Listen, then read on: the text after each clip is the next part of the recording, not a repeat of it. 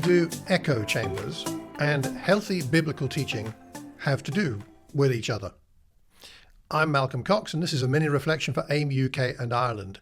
Now, I believe that echo chambers are one of the most dangerous locations for churches, Bible teachers, or students to be. Much of what we do in AIM UK and Ireland is an attempt to prevent us as teachers and students from inhabiting a subconscious, theological echo chamber. So what is an echo chamber? Well, an echo chamber is where people are exposed primarily to opinions and beliefs and information that reinforce the views they already have. Therefore, opposing perspectives are minimized, ignored, or even actively discouraged, which leads to a people where people only hear echoes of their own opinions. And what does that do? Well, it creates a kind of intellectual and ideological isolation, a stultification.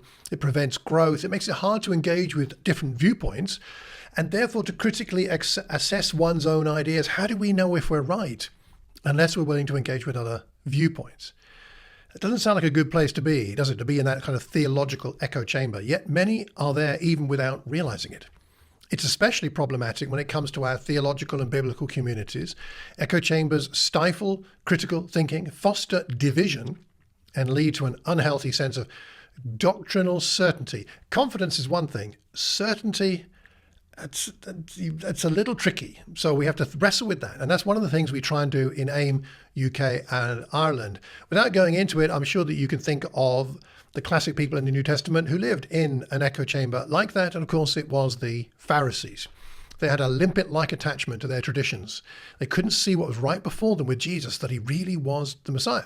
Mark chapter 7, for one example, or John chapter 9 with the man born blind, they cannot see what is right in front of their face because they've already decided what is right and wrong. They are living in a theological echo chamber. It prevents them from accessing the life that God wants to give them. And note that their theological expertise was no defense against inhabiting a theological echo chamber.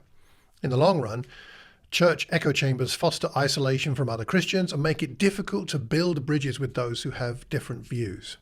So just to wrap up for today in this short video, I have a new teaching tips series coming out in November where we will explore in more detail the causes, the dangers, and some solutions to theological echo chambers. So look out for those as they come out.